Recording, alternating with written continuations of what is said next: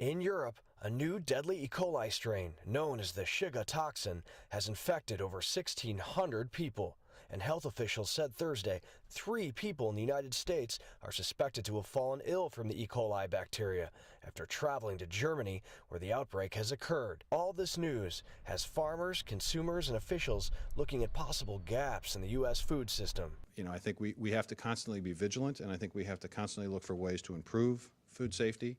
And that requires us to make sure that we're testing for the right things. But testing for this mutant strain hasn't been done in the U.S., and the exact source is still unknown by scientists in Europe, though cucumbers, tomatoes, and leafy lettuce are suspect. So there are multiple strains of E. coli, and one of the questions is, how do we do testing for multiple strains to get ahead of illnesses? A 2006 outbreak in spinach highlighted the threat to fresh produce in the United States.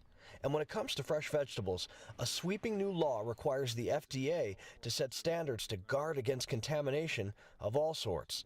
The rules are expected to address such things as properly processed compost, worker hygiene, and keeping animals and their runoff from fields or irrigation water. The FDA, under a newly passed law, is supposed to overhaul the way it does food safety. And one of the changes that it's supposed to make is to set new standards for produce manufacturers.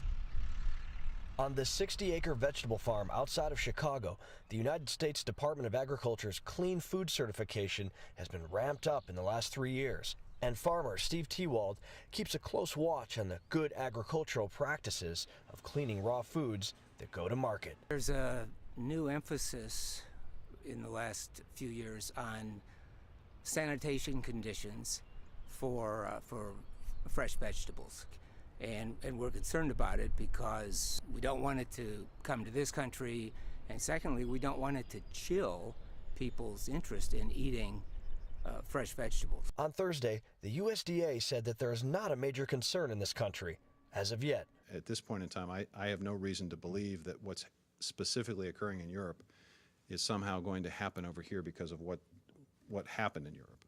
The broad focus promised by the new food safety law is critical in getting ahead of the next emerging germ, rather than racing to develop tests for each new strain. Robert Ray, Associated Press, Chicago.